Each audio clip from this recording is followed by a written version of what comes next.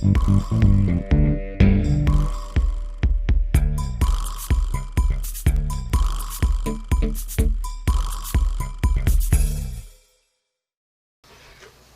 morning. My name is Brian Cockell. I'm with my wife Fonda and two of our 8 Maremma sheepdogs.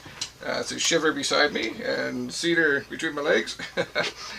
We're gonna this morning teach you how to make a recipe for all natural soap. So you can certainly get a recipe off the internet, but well, that's kind of boring. So if you want to have the pride of creating your own and want to experiment with some real cool oils and butters and additives, we're going to teach you how to put that together.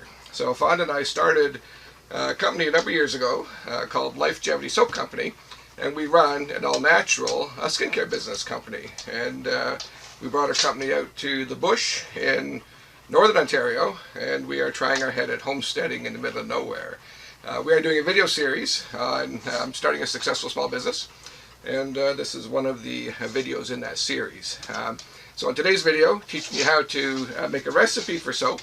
You can also find in the link down below videos on how to make soap and a number of others. So if you'd like to tackle that, we're here to help. And on today's video, we're going to teach you about all of the components you need that do go into all natural soap and how you put those components together. So with that, we're going to get right into it and teach you how to make a recipe for soap. See you in a second.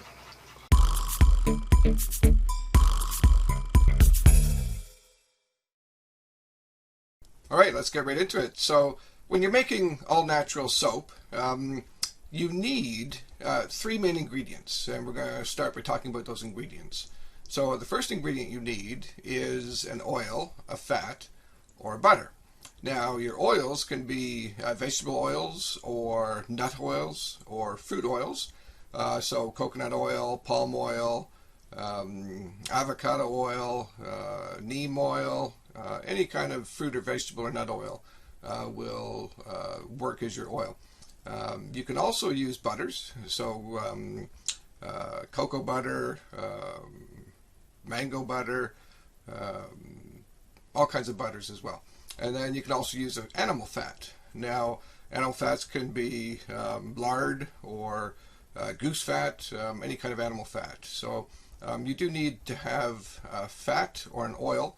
That's your first ingredient. Now, a lot of people today, if they're starting a home-based business or a small business, or even making soap just for themselves or for family or friends, will use vegetable oils and the nut oils and the fruit oils. So probably about 95% of soap makers use that.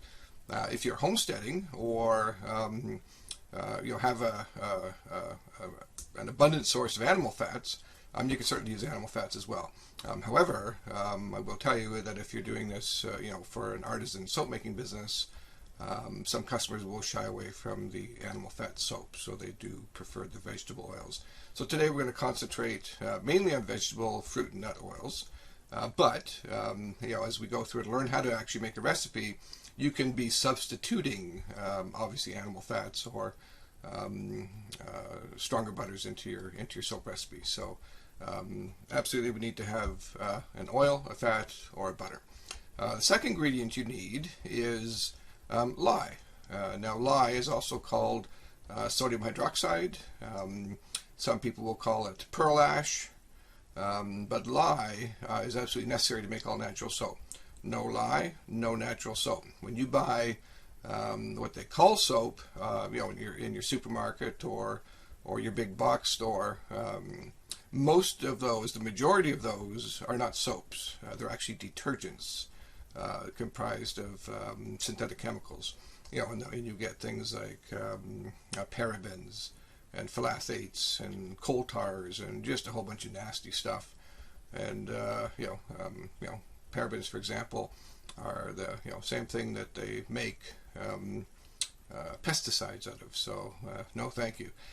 However, they are detergents. They're not actually soaps. You can only have soap by using lye. And we're going to talk about lye in a few minutes here, and what happens to lye as you go through the process of making soap. But there's no lye left in your soap when you're finished. But you do need it to make all natural soap. And then the third ingredient is a liquid, and you need Um, excuse me. Water is generally what most people use, but you can certainly substitute your liquid for other liquids, or even a percentage of other liquids like beer or wine or milk, for example. You can certainly make a nice goat's milk soap with 100% goat's milk, or a mixture of goat's milk and water. And so we're going to talk about the liquid. So those three components: an oil, a butter, a fat, and caustic soda or lye, sodium hydroxide, and a liquid. Those are the three ingredients that you must have to make all natural soap. And then we're going to conclude the video, once we learn how to make a recipe today, with some additives. And you can certainly add things into your soap to make it pretty, to make it smell nice, to add an exfoliant. So there's all those options as well. So as we dig into the video today, we're going to talk about those three ingredients and how they come together and what percentages they come together in to make a recipe for you to make some all-natural soap. So first thing I want to do is take a quick look at the science of soap. So when you're making all-natural soap, what is actually happening, and why do these three ingredients need to be used, and by using them, and in what percentage or different types, what characteristics do they impart to your bar soap? So we're going to go ahead and look at that next. All right.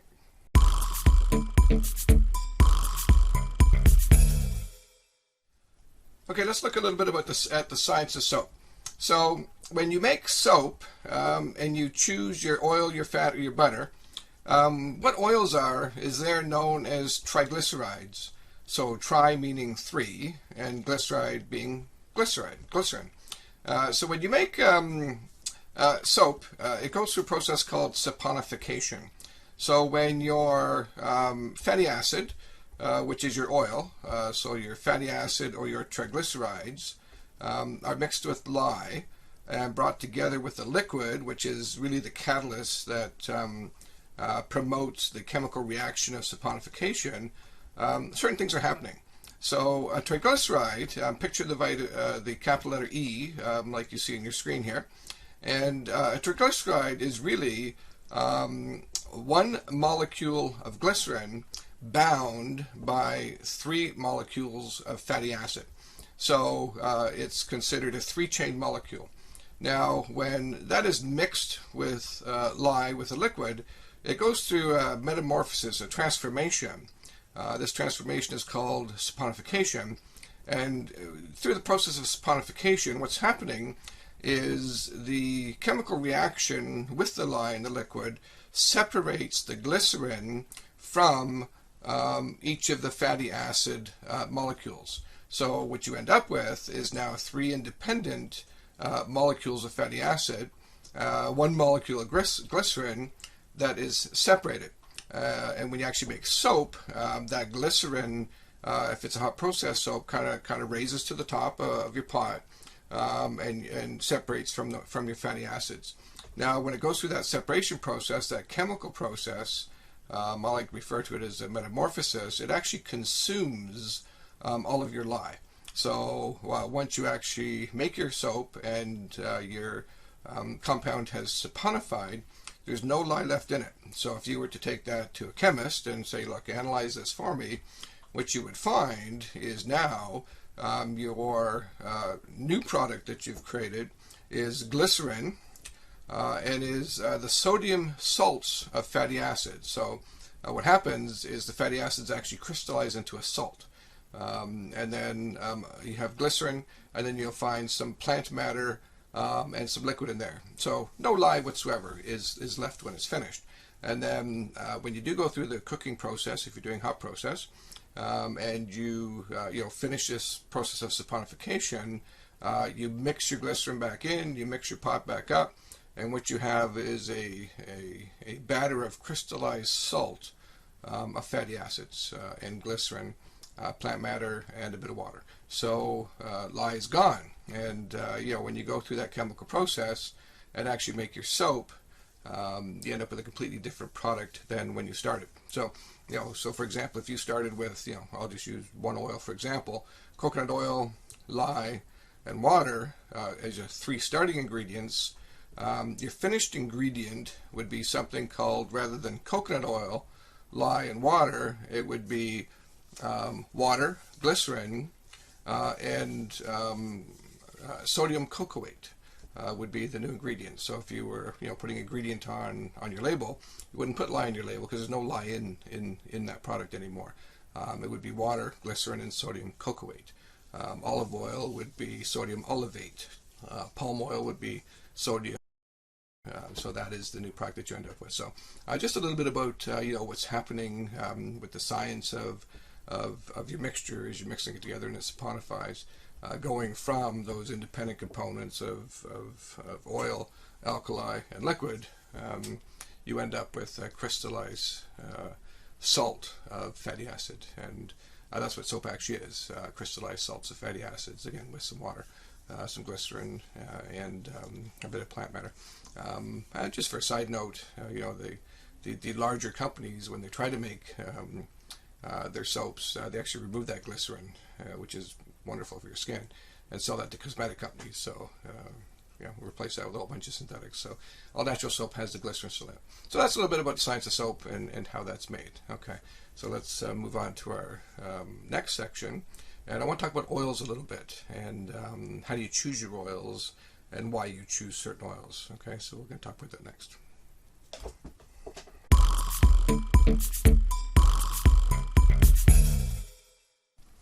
All right, talking about the oils, fats, or butters that you're going to put into your soap. These are the building blocks of every bar of soap. And without oils, fats, or butters, no soap, just like lye. So when it comes to your oils, there are literally hundreds and hundreds of different oils, fats, or butters that you can use. And trying to learn the properties of all these oils, pretty tough. Not something you have to know or worry about right off the bat, especially when you're starting as a new soap maker. But what you do need to know is that every single bar of all natural soap consists of, like we said, triglycerides, which are your oils or your fats or your butters. And triglycerides are made up of a series of saturated or unsaturated fats. And these saturated and unsaturated fatty acids, we call them, only have 8. There's only 8 fatty acids that make up all of your different oils and butters and fats in different percentages for each oil. So for example, a coconut oil and its fatty acid composition will look very different than an olive oil, for example. So what you do have to know and should know and want to know is what fatty acids are in your oils, and that's going to help you determine if your soap is going to be hard or soft, have conditioning, or be moisturizing, what kind of lather and how much you're going to have. So your fatty acids determine that. And if you look at, we'll start by looking at the saturated fatty acids. Now your saturated fatty acids are going to help contribute to a harder bar of soap, and they're also going to contribute to a quicker trace and a little longer shelf life in general. So your saturated fatty acids are good for hardness, good for trace, good for shelf life of your soap. And each of the oils you choose, butters or fats, will have a percentage of these fatty acids in them. And in a few minutes we're going to look at a program called a soap calculator, which will tell you what is in all of these separate oils, fats, and butters, so you don't have to memorize that.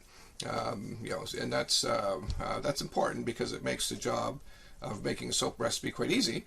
Then it just gets down to experimenting with trial and error. What do you want your bar to look like, or what does your customer want your bar to look like? For example, I could make a nice hard bar that's super cleansing for mechanics, and I would have a high percentage of saturated fatty acids in that bar and a very low percentage of unsaturated fatty acids. So then your unsaturated fatty acids make a little softer bar, and they take a little longer to trace, and generally have a little shorter shelf life.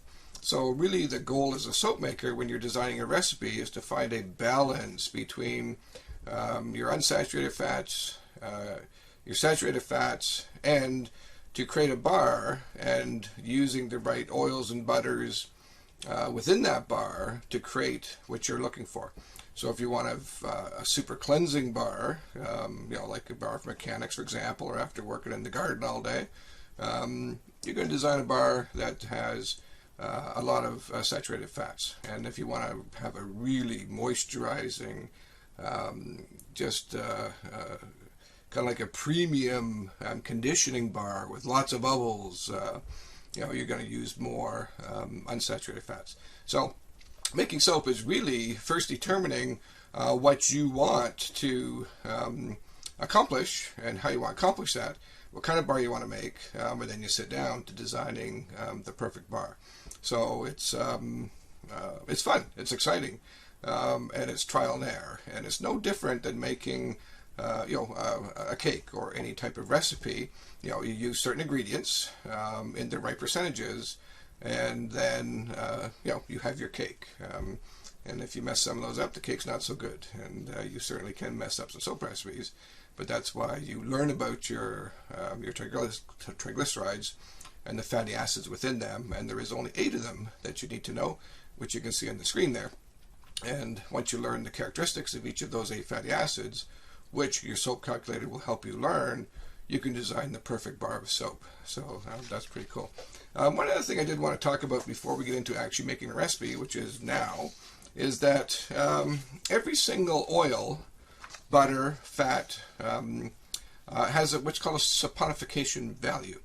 And what that means is that how many grams, so if how many grams of lye do you need to saponify 1 gram of oil, okay? And that's very important because you want to consume all the lye, and every oil, fat or butter has a different sap value. So for example, if you put in 100 grams, we'll call it, of coconut oil, you would need X number of grams of lye to saponify all that coconut oil. If you use that same amount of grams in hemp seed oil, it's going to give you a different result, and you could potentially be left with lye in your soap. So that's why we use soap calculators. So soap calculators have written within them how many grams of lye is needed to saponify how many grams of oil, and that's going to help you to create your recipe without having any lye in your soap. And then one thing we always do is we super fat our recipes. And what that means is if you made a perfect recipe that you need, exactly this many grams of oil to saponify with exactly this many grams of lye, we allow for trial and error. Excuse me.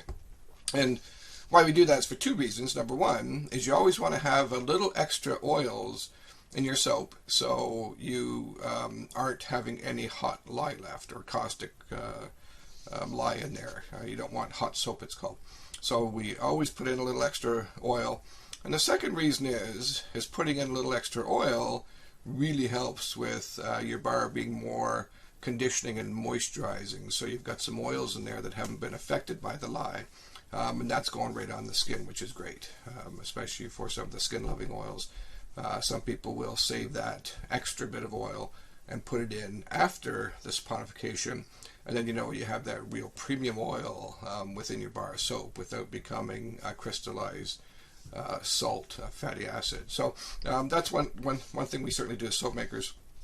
And they'll tell you to saponify anywhere from 2% to 15%. For me, I've found that between 4 and 6% is kind of the right number. I find that if I start getting over that 6% percentage of extra oils, that my bars start to become a little soft, and I don't like that. So I do saponify at 4%, or sorry, I do superfat at 4%. So in other words, I discount my lye by 4%, and the rest, and the soap calculator will do that for you. We're going to look at that in a second, and that's what we do use to make recipes.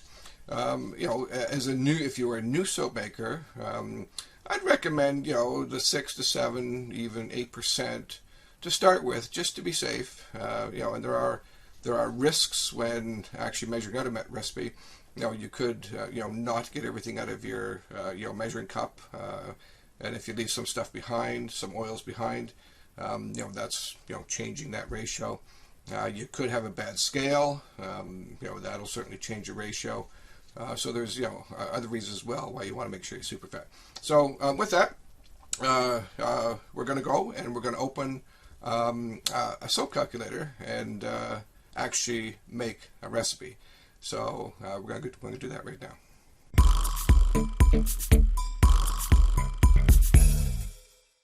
Okay, let's make a recipe for soap. Now, we're going to use a soap calculator. There's many in the market.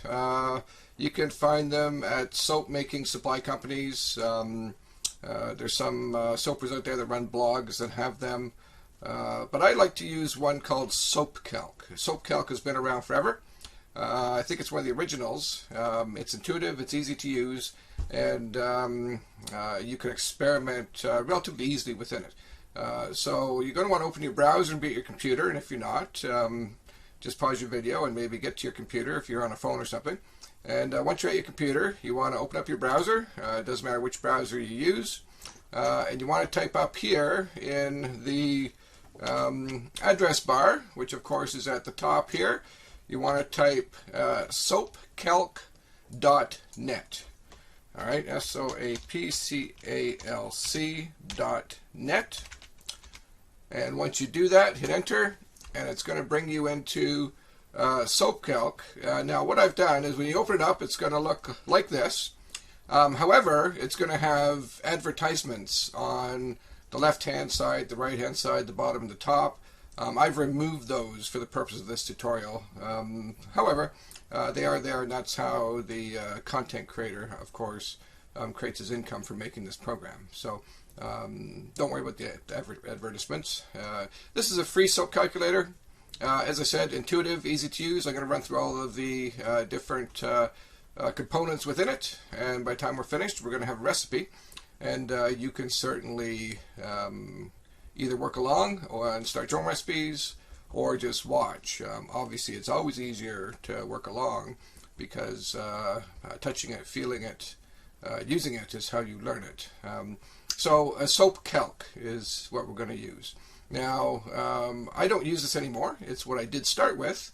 However, I use a program now called SOAPMAKER 3, which is an actual standalone program. There's a soap calculator within that program, but it also helps you to track and record your inventories. You can make recipes within it and house all your recipes in one spot. You can cost out your products. You can use it for lip balms, hand creams, liquid soap, bar soap, anything you want. And there is a tutorial and the link down below for SOAPMAKER 3. However, this is a great starting program here. It doesn't cost anything, and as I said, it's very easy to use, very intuitive, and it gives you everything that you need to design your recipes.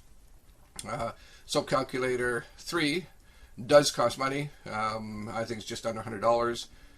But if you are going to be starting a business or running a business, or are simply going to be making lots and lots of soap and recipes, it is a good investment. But if you're not doing that, this one works absolutely fine. All right. So let's start going through the sections. So you'll notice that at the top you have a line up here, and it has numbers 1 through 4. Okay, this is the top part of the program, so we're going to go through that first. Then the second part of the program that we're going to go through is number 5 down here, and this is all of your oils and percentage of oils. You can see that number 5 right there. Then we're going to go through 5 is going to populate this section here, which is number 6, which is all the oils that you're adding, and give either by percentage or by weight. And then the last section is section 7 here, which is down the bottom, which we are going to click that button when we're finished, and it's going to bring up our recipe and tell us how much lye we need, and depending on what you're showing, shows you your percentage of different fatty acids and what your hardness is and your creaminess is and how bubbly your soap is and your lather content and all that kind of stuff. Okay, so let's start right at the top. So we're going to go through and look at number 1 here. All right, right at the top here. Now this is the type of lye you're using. You can use 2 types of lye. You can use NaOH, which is sodium hydroxide lye. It's pearl ash, it's called by some people, and that's to make harder bars of soap. Your second choice is KOH, which stands for potassium hydroxide, and that's to make liquid soap. And today we're making a recipe for bar soap, so I'm going to click off NaOH, which is sodium hydroxide or lye. All right. Now, when it comes to the section 2, this is where you're going to indicate the weight in oils. Oh, did that wrong. And the weight in oils is not the total weight of your batch, because the recipe is going to add water and lye to your soap recipe. So this is just the weight of oils. And I can't tell you how much to put here, because it all depends on how big your mold is. All right. So if you are making, for example, 125 gram bars of soap, 2 inches by 3 inches by 1 inch, I can tell you that 1,000 grams of oil will make about 8 bars. So we're going to work with 1,000 grams of oil just for this purpose. But if you wanted to make a batch, your mold will hold 18 bars, for example. That's going to be about 1,872 grams. Now you can work in pounds, ounces, or grams. I will tell you, you always make soap by weight, never by volume. So everything we measure is going to be by weight, and I do work in grams. Doesn't matter what you're working in, but grams is what I happen to work in. Okay. Now the next section is the section on your water. So you can either calculate your water as a percentage of your oils. You can calculate it by lye concentration or water-lye ratio. You'll find most people calculate the water or their liquid as a percentage of oils. All right, so I'm going to leave that in the default, and you can. It's generally accepted to work with about 38%, which is the default you see in there. I'm going to leave that for this purpose because that's really a good number for somebody beginning to make soap. So if you're a new soap maker, you're going to want to leave that about 38%. I will tell you that I work now between a 32 and 34% range, but that's with 6 years of experience, making literally tens of thousands of bars of soap, and using the hot process, which I do use for my all natural regular soap. 34 kind of works good for me, but I'd leave that at 38. But you can move that up or down. If you lower it and are making hot process or cold process, you'll have a stiffer batter when you're finished. And of course, if you go above that number, you'll have a more liquid batter. So if you were swirling, 3 or 4 colors of cold process soap together, a little higher number there is good because it's going to help you keep that more liquid. Although it does take longer for that water to cure itself out of your soap. So it takes a little longer before it's ready for market. So we're going to leave that at 38. And we talked about superfatting. Now, superfatting is the extra oil that you put in your soap. So I work at 4%, but for this purpose here, the default's 5. This also, I'm going to set that at 6 just to be safe. That kind of guarantees that all my lye is going to be saponified, that there's not going to be any left in my soap. It's going to give you a little bit more of a conditioning and moisturizing effect with your soap as well. So I'm going to leave that, so I change that to 6. And then fragrance is always calculated, and that's your essential oils, if that's how you're going to scent your soap. That's an additive. They do calculate it in because it is a volume of liquid. So I'm going to leave that 31% for this purpose, okay? I generally, in my soap, will write or record the amount of oils that I'm going to put in, which is, of course, you can do that right here. So when I make a single batch of 18 bars, that's how big my batches are, and I can do up to 8 batches in a cook. I put 50 grams of essential oil in an 18-bar cook. But for this purpose, we'll leave it at 31. That is something that you'll learn by trial and error and to preference. So some people like a really strong scent, and some people like a little weaker scent. The only thing I will mention is you cannot put too much essential oil in, or you can have your customers or yourself, family or friends, become sensitized to that. So they generally recommend about 2%. I usually squeak it a little more than that, 2.4% as a percentage of my total batch. I like a nice strong smelling. So that's how we're going to populate the first section. We're going with NaOH, sodium hydroxide. We're going to measure in grams. We're going to do 1,000 grams on our oils. It's going to make about 8 bars. Water's percentage of oil is going to be 38%. We're going to superfat at 6% and put 31 grams per kilogram in as our essential oil. And that is grams per kilogram because we did decide to go ahead and use grams. Okay. Now, the most exciting part of this is section 5. And section 5, this section right here, is the one where we're going to choose our oils, our butters, our fats, and some additives like stearic acid, for example. So here's the properties of that your soap consists of. It consists of hardness, cleansing, conditioning, bubbly lather, creamy lather, iodine, and INS. What's important to us here is the first 5. Okay, so hardness, and you'll notice, and I can't move my mouse or it'll go away, but you'll notice in the green box that pops up, it says that it's recommended to be between 29 to 54, and that's the number you want in this box right here. I like to stick to the high side of hardness because the harder your bar is, the longer it will generally last. Now, you don't want it to last too long if you're selling it, but you don't want it to be soft and spongy either. So I stick to the high side. Cleansing is how cleansing your bar is going to be. So you can have a bar that'll wash the nail polish off your fingers, or a bar like a all Castile soap made with just olive oil. It's very gentle. You can use it on infants. It's not harsh at all. They recommend 12 to 22 for this number here. That's again in that green box up there. And I usually try to stick to the middle to lower end of that because I really like to have a moisturizing bar and a conditioning bar. So I stick to, I try to add in a good percentage of unsaturated fatty acids or oils. So I keep my soap very conditioning, but hard enough to, have a nice hard bar soap. And striking this balance between these characteristics is the whole trick in making soap. Conditioning, you're looking for a total number in this green box over here of 44 to 69. I try to keep that about the middle to upper end. Bubbly, I like the higher end of bubbly. I like lots of bubbles in my soap, and it's actually, I'm not going to get into the science of it, but it's the bubbles that actually carry away the dirt and oils from your skin. Creaminess, I keep that to mid to lower end. I don't really need a creamy bar soap. However, creamy is really moisturizing as well as conditioning is as well. So, you want to stick to about the midpoint on the score on that one.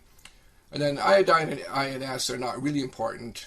They just help to indicate how hard or soft your bar is going to be. On the iodine, the lower the number, the harder your bar is. So, you want to try and keep that below 70 if you can. And on the INS score, it helps you determine how hard your bar is as well. And the higher that number, the harder your bar is. So you want to try and keep that thing up there, around the 145 score or more. Now, here's your fatty acids. So the 8 we talked about. And every oil, butter, additive has one or a combination of these fatty acids in it, okay?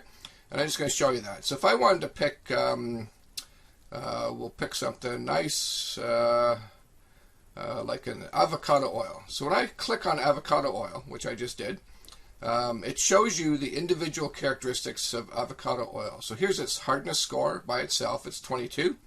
And remember, we want something on the higher side. So just a bar of avocado soap, it's not going to be so good. Cleansing is 0, so it's not really going to be do any cleaning. Very high in conditioning. It's up at 70, which is at the upper end of, over the upper end of the scale. You're not getting any bubbles out of avocado oil, so you have soap with no bubbles. Creaminess, you're hitting 22, just almost approaching the midpoint, but not quite. Your iodine, pretty high, which means real soft bar soap. And your INS, pretty low, which means it's not hard bar soap, of course, which is the opposite of the iodine. So you would never want to make pure avocado bar of soap. However, that gives you the characteristics of the bar when it comes to the hardness, cleansing, conditioning, bubbly, and creamy. And it tells you which of the fatty acids you have in it. Now you're going to have, if you go into Google and, search soap recipes, you're going to have people telling you all different kinds of things. And I will tell you, ignore 95% of it because it's bad information, it's misguided information, or it's going to steer you wrong. And why I say that is people will tell you, for example, they'll give you percentages of how much of an oil you should use.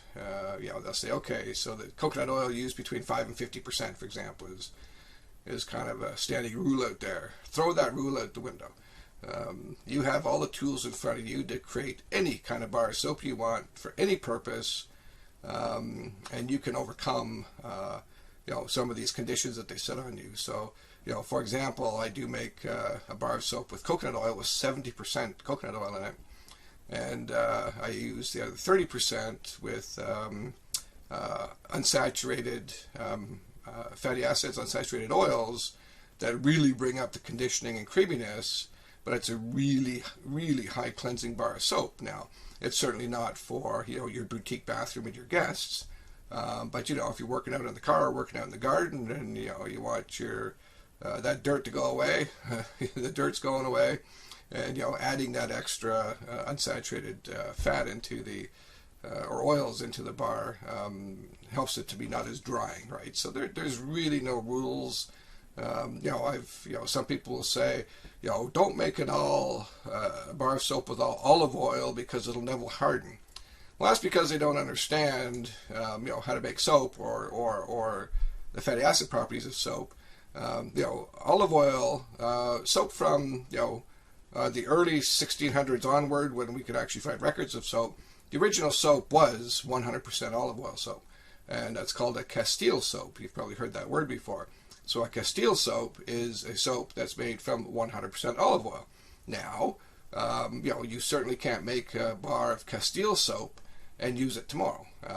It's going to take you upwards of 6 months for that bar to harden, because it just takes a very long time. However, 6 months from the day you make it, you have a beautiful hard bar of very gentle olive oil soap, which I said you could use in infants. So just be cautious what you're reading. I said a lot of the recommendations are just bogus. Don't waste your time. Doesn't mean you shouldn't study. You should. Doesn't mean you shouldn't learn. You should. However, the best way for you to make soap is to go into a soap calculator and design your own recipes for what you want to accomplish, right? And what you'll determine is you'll determine how hard you want your bar, how cleansing you want it to be, how conditioning you want it to be, how bubbly, how creamy. Maybe you want to help deal with skin conditions. So you want to be using oils that are skin-loving oils, that are therapeutic and repairing oils in your soap. So you have the power to do that. So let's so each of these oils, butters, waxes, fats, additives in this list will give you all the individual characteristics. Now, one thing I'll show you is coconut oil. Coconut oil comes in 3 types: 76 degree, 92 degree, or fractionated. Most soapers will make the soap with 76 degree coconut oil. But coconut oil, it makes a very hard bar, a very cleansing bar. It's high in saturated fats, especially lauric acid. So if you look down here, lauric acid, and it's on our saturated fat side. So you're going to get a hard bar of soap. However, very little on the unsaturated fats. So, excuse me. your oleic acid, your linoleic acid, almost nothing in it. So you know it's going to be a very cleansing bar of soap, a very hard bar of soap, but it's going to be drying. So you're going to want to mix and match your oils between saturated and unsaturated fats, fatty acids, to make that perfect balanced bar of soap. Okay. Now some people say, oh, I'm allergic to coconut oil. Well, that's not a problem. All you need to do is find an oil that is comparable to it to give you the same properties if it's one of the oils in your soap. And I happen to know that babassu oil is one of those oils. So when I pull babassu up, you'll see that the properties of babassu oil are quite similar to coconut oil. So hardness is 85, cleansing is 70, not a lot of conditioning, not a lot of creamy lather, bubbly lather, lots of bubbly lather, but very hard, very cleansing, very little conditioning. So again, you'd want to match that with a oil high in either unsaturated fats or a combination of oils. And most soapers will design their soap with 3 to 5 or 6, even 7 or 8 different oils in it to get the perfect bar. All right, so there's no rules. You can design whatever you want. And the great thing about this program is clicking on any one of these oils are going to give you the characteristics. And as we talked about in the last section, you want to learn the fatty acids within these oils and what characteristics they impart. And this program does that for you. Okay, so as I said earlier, you don't have to memorize all that stuff. You just go through your oils and butters and waxes and additives and click on each one and take a look and see what they do. Okay, so I'm going to actually go through and design a bar of soap now. And I'm going to take it from a recipe that I actually use just because it's one of our most popular soaps.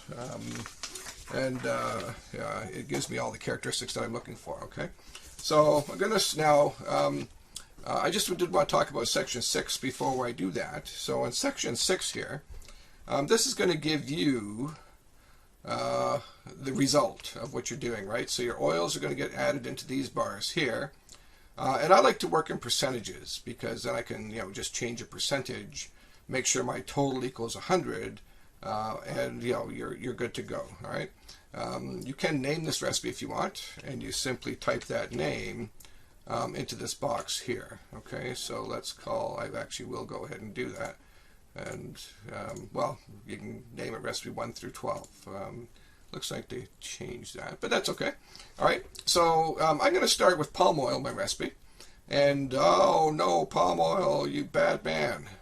We source our palm oil from Madagascar, where it's highly regulated, not from Ecuador, where all the problems are created. So ethically sourced palm oil from Madagascar.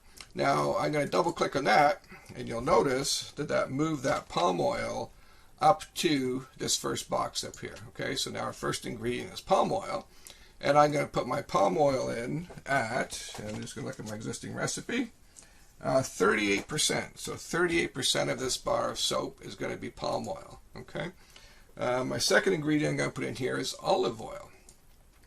And when it comes to olive oil, pumice olive oil is the best olive oil to use.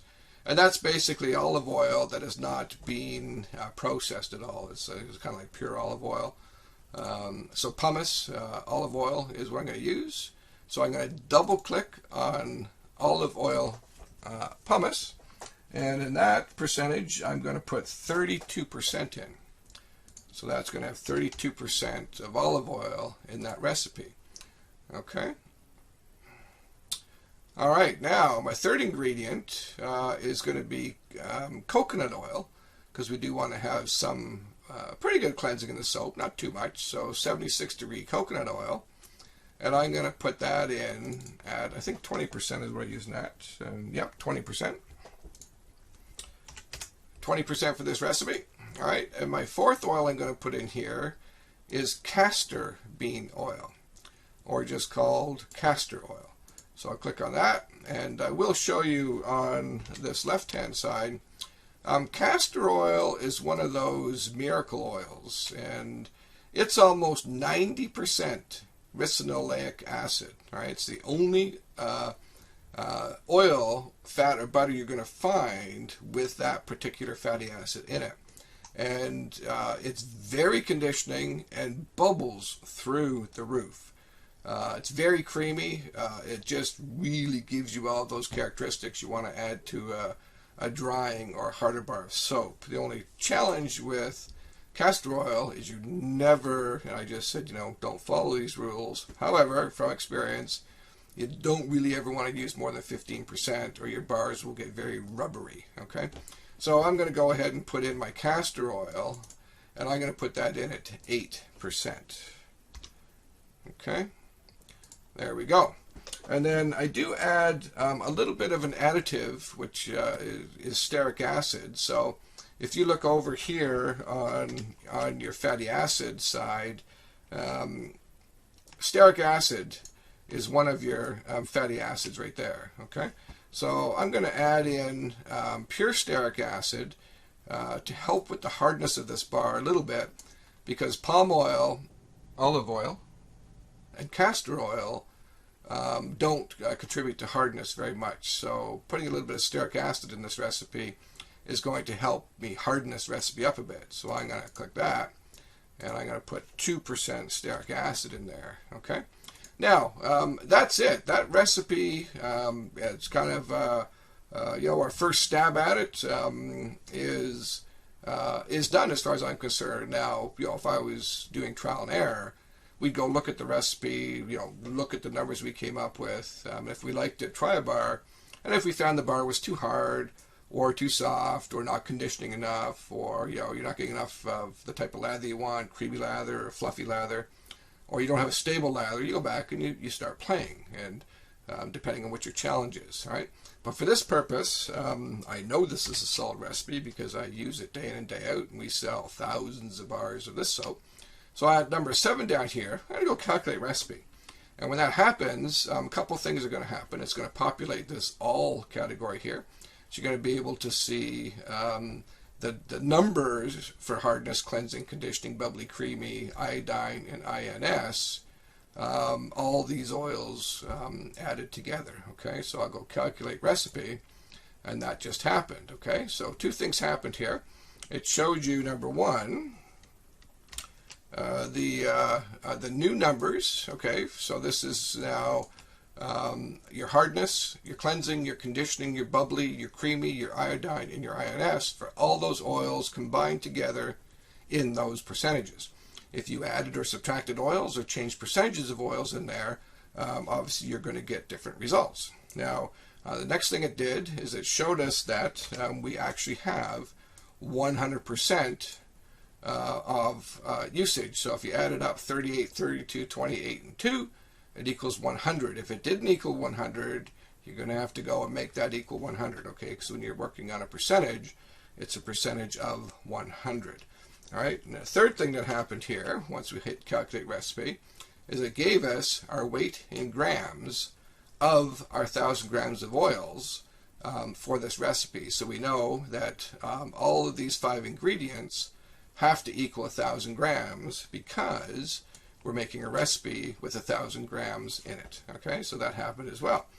So that's kind of cool. So there we go, a soap recipe. Now, when you hover over hardness, it says 29 to 54, and I said I like to have mine a little on, closer to the higher side. So there we go, higher than center. Cleansing, 12 to 22. A little on the low side where I like it because I don't want it stripping nail polish off somebody's hands, right? You just want to get the dirt off, clean up your skin, and that's a good number for that. Conditioning, right up closer, just a little past, I think, below center, which is fine. Your bubbly, this is going to be reasonably bubbly, not crazy. Creamy, nice cream bar soap. And then there's your iodine, and you're within your range there, and your INS is also within your range there. So, that's a good, solid bar of soap, which is going to be nice and moisturizing. Reasonable amount of bubbles, not too harsh on the skin. And there we go. So that's kind of how we did that. And of course, you can experiment with any of these oils or butters or fats or additives. And there's a lot in here. If you want, bear tallow, beer tallow, goat tallow, sheep tallow, pig lard, goose fat, all of the oils that you can find out in the marketplace. They're all pretty well here, so it's a really comprehensive program. So I'm going to go with that recipe. I'm going to say that's good. We have everything filled in, and now we're going to, if you look now, they've added a new section. So if you look at number 7 down here, what they've done is they've added view or print recipe, which is, this is number 1 to calculate it, number 2 to view it or to print it. So we're going to go ahead and view our recipe. So once you click on that, it'll calculate it, and here is your recipe. All right. So now what it's done is, if you look in this top section, it's really summarized everything that we talked about. So you got 1,000 grams of total oil weight. Your water is 38% of your oils. Your super fatting at 6%. Your lye concentration with that super fat is 26.6%, and your lye water ratio is 2.7%. Okay, and what it does with the lye, it actually takes how much lye it should be to saponify each gram of oil, and it reduces that lye percentage by 6%. So it's called a lye discount. Okay, and then if you look over here on the right hand side of the top, what you have is your unsaturated, saturated to unsaturated ratio. So your saturated ratio is 43 to 57 of unsaturated ratio, and that's an important number because that saturated fats make a harder bar soap. We know that they're easier to trace, and we know that it gives you a little more shelf life. So I always shoot for bar soap that has a good saturated unsaturated ratio, kind of in this range. Yeah, it works good. Your iodine, your INS numbers, and then your fragrance ratio and your fragrance weight, 31 grams. So if you were making this recipe, you would set yourself aside 31 grams of your essential oil. Okay, in this next section here of our recipe, it gives you your water, your lye, your oils, and your fragrance. So we know that on water in grams, we're going to need 380 grams of water. So we'd measure that out and set it aside. We know we need 137.76 grams of lye. We know we're using 1,000 grams of oil, which are listed below. We know we're using 31 grams of essential oil. So now we have a total soap weight of 1,548.76 grams. So that's going to be the total weight of your batch before the water cures out of it or is cooked out of it. Okay, and this next section down here is all of your oils and additives that you're going to put in from your soap calculator. So palm oil is going to be 380 grams. Your olive oil is going to be 320 grams. Your coconut oil is going to be 200 grams. Castor oil is going to be 80 grams. Stearic acid is going to be 20 grams. And those add up, of course, to your 1,000 gram total. So you'll measure each of those out and set them aside, getting ready to cook. And then, cool as it is, it gives you a summary of this group of oils in the percentages we used, of your hardness, and we can see that we're in the range for every single one of those numbers. And then it gives you how much lauric acid and onwards of all the fatty acids is in this bar of soap. The last thing you might want to do is you might want to put a name up here, and I happen to be making lavender soap. So I'll give that recipe a name. And then down here, one thing I do add is kaolin clay. Oh.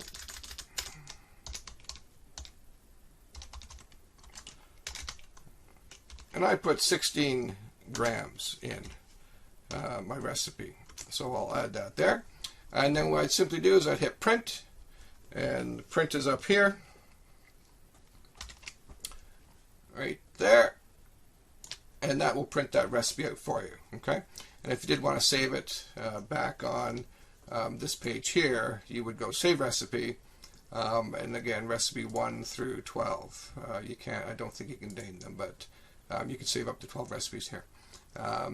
Okay, so that is essentially how you make a soap recipe. Very simple, very intuitive, very easy, and you can play with this until the cows come home.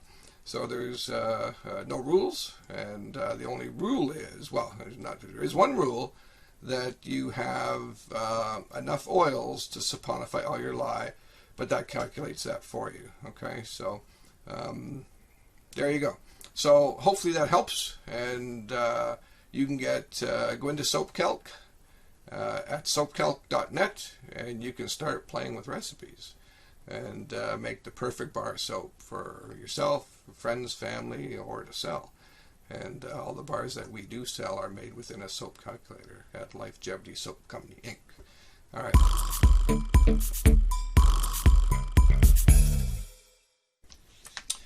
Okay, the last thing we're going to talk about today on making a soap recipe is additives. So everything we've done so far is to make the actual soap, and you're going to end up with generally, depending on the type of oils you use, a fairly white bar soap with no scent. So you're going to want to add some additives to fancy that up again, from colorants to scent to general additives, and we'll talk just a little bit about some of the liquids you can use. So we'll start with general additives. So additives do not generally affect your soap recipe. Okay, so they don't affect the saponification, and a lot of times, not all the time, but a lot of times they're added at the end of the cook for hot process, or at the end of the curing for cold process, but sometimes you'll put it into the actual oils or cook itself. So certainly additives you can add are things like clay. Clay is wonderful to help with slip and glide. So if your soap's kind of sticking on your skin, or if you're a hairy guy or a hairy girl, that'll help your soaps with some slip and glide, move across the skin a little smoother. Soap does that as well, and neither of those additives will affect your recipe at all. You can just add them in. I generally add my clays in directly into my lye solution itself when I'm making soap, and silk powder, if you want to put that in there, that'll help soap slip and glide. You put that in after your soap's cooked, and you're stirring it before you mold it. Excuse me. Things like sugar. You can add sugar, which is going to give you more lather. You can add salt. Salt is going to give you a harder bar of soap. So, in 1,000 grams of soap, you put in, a teaspoon of salt, and that'll harden those bars up a little bit. If you don't want to use, an additive like stearic acid. However, if you did have stearic acid in your recipe and you took it out, you would have to then go ahead and recalculate that recipe, because stearic acid is part of the saponification process.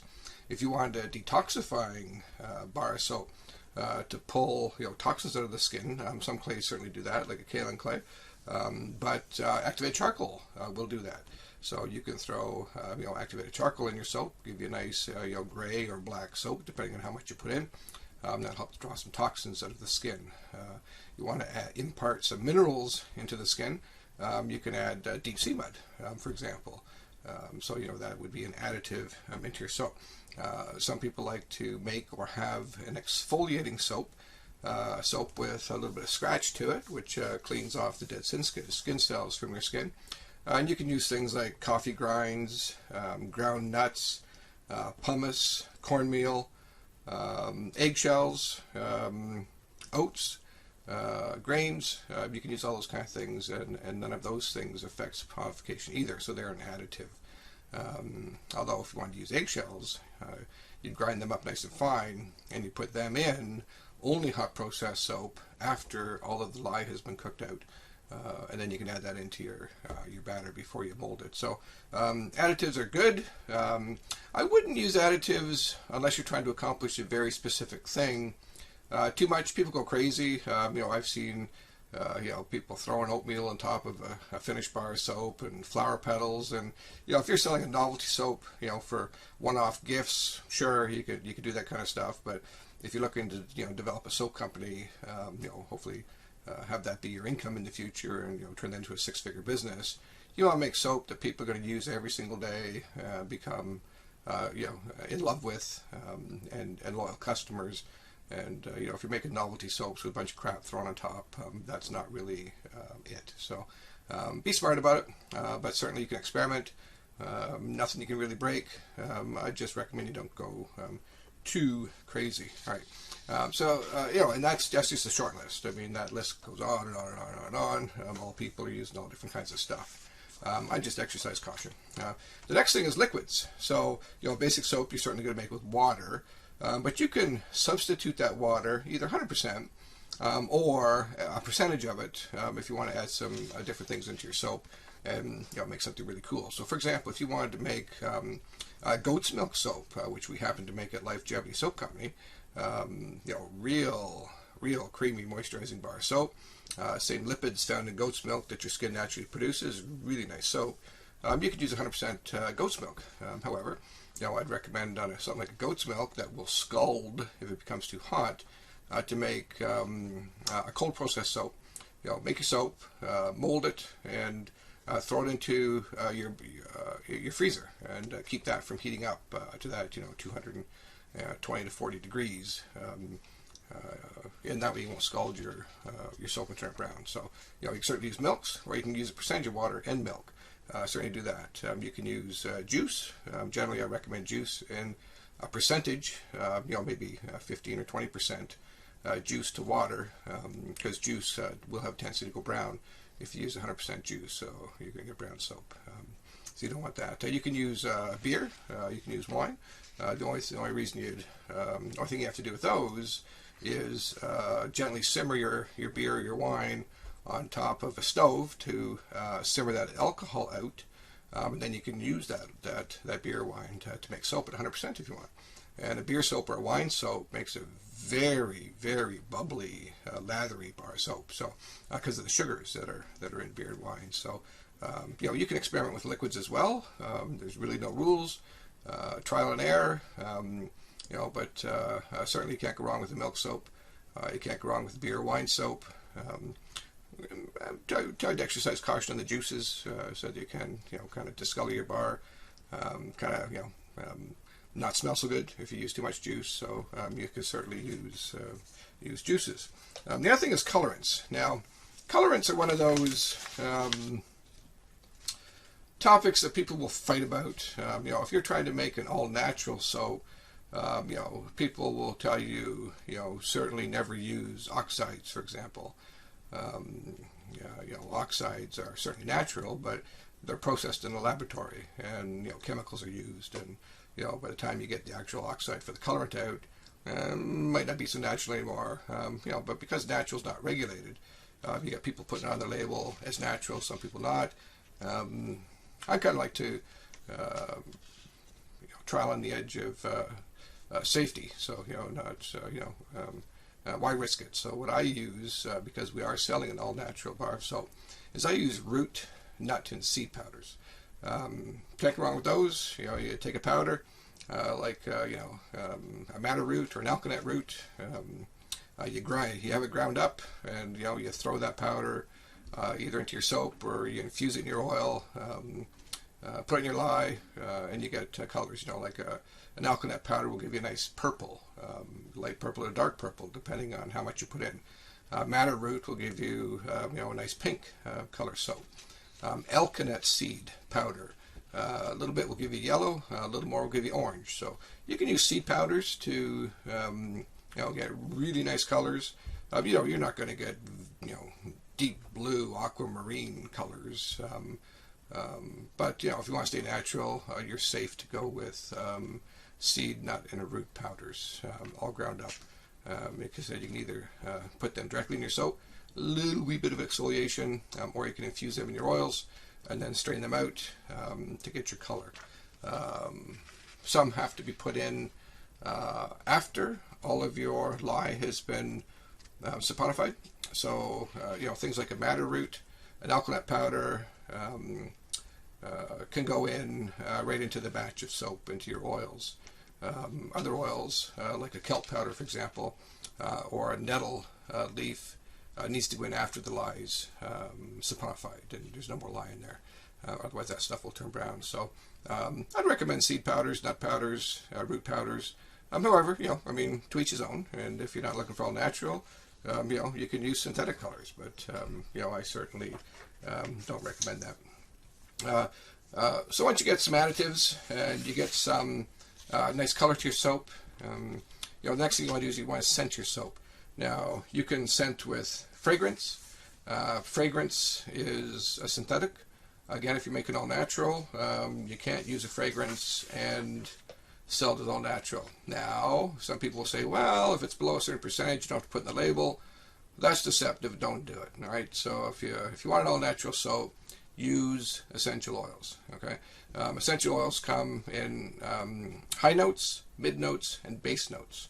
And generally, base notes will keep their scent for a very, very, very long time. Mid note, you kind of get that medium life cycle on your scent, and a high note will generally dissipate pretty quickly. So you want to mix and match your essential oils. If you're, if you want to achieve a high note scent, you certainly want to mix those with a base note or even a mid note. You can see those on the screen there, how some of those oils are broken down, or the scent in your soap won't last very long. And of course, you want to have that scent last right through to the end of the bar. So, so for example, if you want a lemon soap, lemon is a high note, and if you put just lemon essential oil in, you don't get more than a couple months of scent out of that. So what you would add is an oil called Litsea Cuba. I'm not sure if I put that on the list or not. I don't think I did. However, Litsea Cuba is, it's also known as a different oil. I can't remember what that is. But anyway, it's a stronger note. So, adding Litsea Cuba to a lemon, which smells like lemon, will allow you to keep that lemon scent much longer. So it's absolutely important to learn how to kind of mix and match your essential oils in order to keep them, nice vibrant scent in your soap for a long time. We have soap that will keep its scent, like a spearmint soap, for example. It'll keep its scent for 2 years if you want to keep soap around that long. Although I wouldn't recommend that. But there's certain oils that once you put that scent in, it's there forever. Others, like your citruses and your high notes, they dissipate pretty quickly. I did mention you want to kind of limit your essential oil usage to about that 2% range. 3% is kind of pushing it. You don't want to sensitize your customers to the essential oils, as good as they do smell. So you do want to do that. So I hope you enjoyed the video today. If you did, please subscribe to the channel. That would help me out a lot and helps me make more content, of course. Hit that like button and maybe even that share button if you got some other folks who would like to learn how to make recipes for all natural soap. And a little bell. If you click on that, you will get notified when I do post more videos. And I am going to put videos out on making hand cream, deodorant, lip balms, shampoo bars, all the things that we do make at Longevity Soap Company.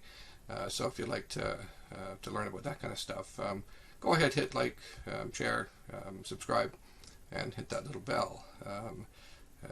There are links down below.